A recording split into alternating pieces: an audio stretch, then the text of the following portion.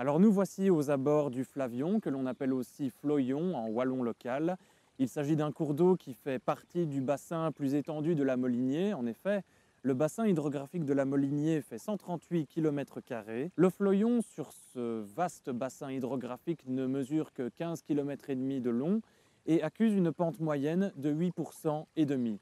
Cela signifie qu'en moyenne, sur un parcours de 1 km, le Floyon va baisser en altitude de 85 mètres. Employer la force des cours d'eau pour le bien de l'homme, ça ne date pas d'hier. On peut notamment remonter depuis le temps des Romains, au 1er siècle. On peut voir également au 16e siècle déjà une série de machines s'ériger en nombre. Et c'est au 19e siècle que l'on prend véritablement conscience de l'intérêt de ces outils, notamment pour lutter contre le retour fréquent des épidémies. C'est notamment le cas d'une fameuse machine hydraulique qui était capable d'envoyer les eaux en altitude pour alimenter des villages en eau potable. Et c'est son histoire que nous allons raconter. Alors nous voici devant la machine à eau de Sommières qui se situe sur le lieu-dit de Fechelem ou Frechelem. Dans les ouvrages plus anciens, vous lirez plus souvent Frechelem. Alors ne croyez pas que vous lui donnez un air qu'elle n'a pas, les deux appellations sont correctes. On l'appelle parfois avec des noms qui n'étaient pas le nom d'origine, on fait référence à la source qui alimente la machine en eau. Mais en fait, on a toujours appelé ça, c'était du wallon à l'époque, hein, on appelait ça machine à lait ou des sommaires, on disait, hein, qui prenait l'eau de la source de Fechelem, mais c'était une machine à lait. Ouais, hein. Voilà, donc on tient à garder vraiment ce nom-là. Je pense que tout le monde est d'accord, parce qu'il y a d'autres machines qui risquent d'être en réhabilitation aussi, qu'on appelle aussi des machines à l'eau. Donc ça sonne bien en plus. Voilà. Et ce sont des souvenirs de notre enfance. Il y a l'eau de la rivière, sur laquelle on a créé un barrage à la fin du 19e siècle pour créer une chute. Et c'est la puissance disponible à la chute, l'énergie disponible à la chute qui fait tourner une roue qui elle-même entraîne une pompe. Au départ, la source voisine alimentait par gravité un bac dans l'installation et tout ce système qui est en fait une pompe à eau refoulait cette eau vers le village de Sommières et d'Auloistia. Donc le site appartenait à ces deux communes à l'époque. Comment est-ce que vous avez appris ce métier? C'est de la champette. Dans la propre capable de montrer tous les jours comment ce qu'il fallait faire sur 8 jours. Ça. Donc je suppose qu'en fonction des saisons, c'était parfois un travail qui vous prenait plus de temps ou qui était plus difficile? Ouais. Par exemple? Il fallait faire revenir 2 fois pour tirer les feuilles. Ça coûtait quand même cher à la commune. Et l'hiver, est-ce qu'il y avait des problèmes dus au gel? Non. Jamais? Non, jamais. Ben parce que ça coule en permanence. Donc, ça coule en permanence, ça coulait tout le temps et ça n'avait pas le temps de geler. C'était 2 heures par jour ou par semaine ou... Par jour, il fallait graisser la roue tous les jours. On usait à peu près 20 kilos de tonneaux de graisse par année. En octobre, avec les 2 cantonniers, celui de l'Ouastia et moi, on levait la pale là et on tapait tout à la pelle pour nettoyer le canal là. Et j'observe que à cet endroit du bief, l'eau ne coule pas très vite. Non, parce que la roue ne coule pas. Il n'y a pas de débit en fait pour l'instant. Ah, donc en fait, si on active la roue, soudain, oui. ça Oui, s'emballe. Et le débit là diminue terriblement aussi. Et ça fait un débit de plus ou moins 900 mètres cubes heure. On l'a un jour calculé. Le débit qui arrive dans la machine quand elle tourne, évidemment. Ceci, c'était plein d'arc, mais les feuilles quand elles tombaient, oui. Ah oui, en septembre, c'était infernal. Hein. Et quelques feuilles, ça pouvait suffire à boucher le... Ben, il y en avait plein, mais une heure après, quand on s'en tourne, ben, il y en avait plein la grille. Ça bouchait les interstices entre la grille, en fait. Oh, Oui.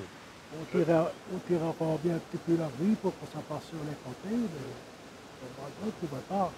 C'était ça le souci principal, c'était de permettre à la roue de continuer à tourner. C'était ça son gros travail, c'était de nettoyer ça en permanence. Hein. C'était ça où les habitants ne pouvaient plus boire de l'eau. Et cet écoulement là, en fait, qui rejoint la rivière, euh, ça sert à quoi? Bah, c'est une petite régulation sur cet entreplein, simplement. S'il n'y avait pas eu ce régulateur, est-ce que ça aurait occasionné des problèmes avec la machinerie? C'était par sécurité? Non, non, il n'y aurait pas eu de problème parce que il y a une vanne de fermeture ici, une plaque de fermeture et l'eau serait montée un tout petit peu plus haut, mais la plaque, c'est quand même la porte est plus haute si vous voulez que le niveau, donc non. L'eau passe en dessous de la roue. Ici, ouais, ça c'est l'autre pompe qui a cassé. Je crois me souvenir qu'il y a deux types de pompes dans ce genre de machine, des pompes refoulantes et aspirantes. C'est quoi la différence? Il y a une qui pousse et l'autre aspire. Quand le piston est entraîné vers ma gauche, il pousse la quantité d'eau qui est devant lui vers cette sortie.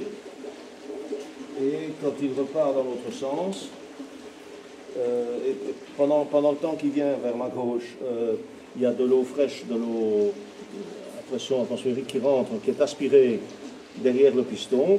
Et quand le piston repart dans l'autre sens, c'est la quantité d'eau qui était aspirée du tour précédent qui est envoyée, et ainsi de suite. C'est pour ça qu'on appelle cela des pompes double effet ou aspirantes refoulantes.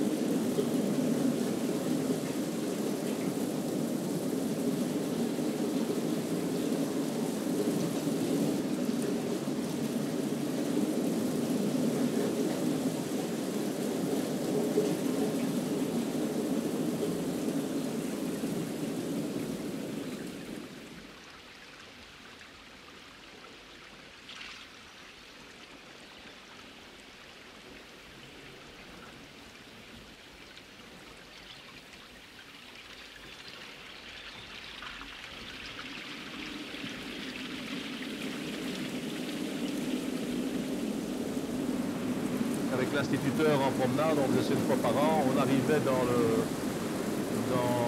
les arbres, des arbres un peu noirs comme ça, ce couvert, puis on arrivait ici, ce bruit, cette ambiance, on a des souvenirs de ça. D'ailleurs, quand on fait des visites, on demande souvent aux enfants présents de venir ouvrir, alors ils sont vraiment émerveillés. Hein. C'est un de nos plaisirs aussi. Hein.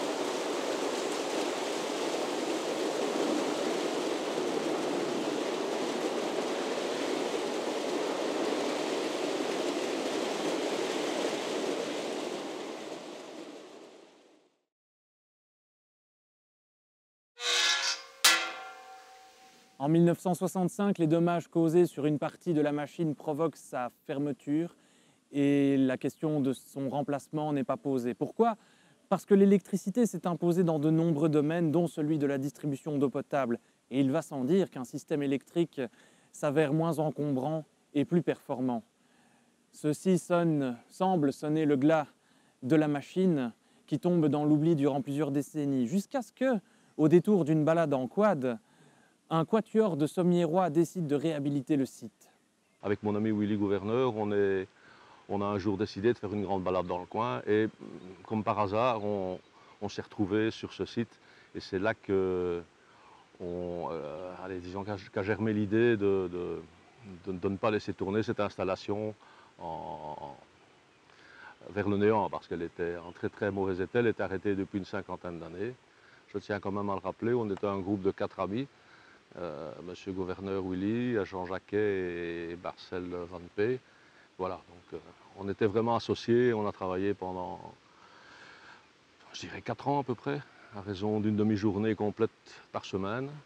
Ça a démarré comme ça, c'est vraiment une envie de ne pas laisser tomber en ruine une installation qu'on avait connue pendant toute notre enfance et notre adolescence. Notre proposition a été accueillie avec beaucoup de chaleur et nous avons eu toute l'aide requise de la commune. Michel nous a aidés à comprendre un peu mieux la place de certaines pièces parce que les pièces traînaient, beaucoup de pièces avaient été démontées, traînaient un peu partout. Donc on a pu, avec son aide, avoir une meilleure idée du fonctionnement et de la machine et du site aussi, de la possibilité d'ouverture du barrage et du nettoyage. Cette machine était à l'arrêt depuis de nombreuses décennies et soudain on vous dit qu'on veut la réhabiliter. Ça vous a fait quel effet? J'étais content. Mais quid alors du maintien de ce patrimoine pour les générations suivantes? La machine à lait risquait-elle de tomber dans l'oubli? Suite à l'appel à projet de Prométhéa, le conseil communal des enfants a proposé la réalisation d'une maquette de la machine. Le projet fut accepté et concrétisé. Michel Monod a été impliqué dans l'aventure, garantissant auprès des enfants la transmission d'un savoir-faire authentique. La maquette fut exposée juste à côté de son modèle sur le site de Fecheln, ou Frechlen, lors des Journées du patrimoine en septembre 2017. Elle est visible à l'administration communale de Onhaye. Grâce à l'effort conjugué de ces 4 sommiérois, la machine à l'eau de Sommières a pu retrouver une nouvelle vie. Elle est redevenue accessible au public qui avait failli l'oublier. Et la question d'une toute nouvelle vie, d'un tout nouvel usage plutôt, est posée. Il ne s'agit pas pour la machine de redistribuer de l'eau potable, mais bien de produire de l'électricité grâce à ce même carburant qui l'a toujours caractérisé, l'eau. Une étude de faisabilité a été faite en ce sens pour voir si cela était pertinent. Et selon les versions, il semblerait que nous ne soyons pas d'accord sur la rentabilité de ce système. Le débat reste ouvert, la suite à venir.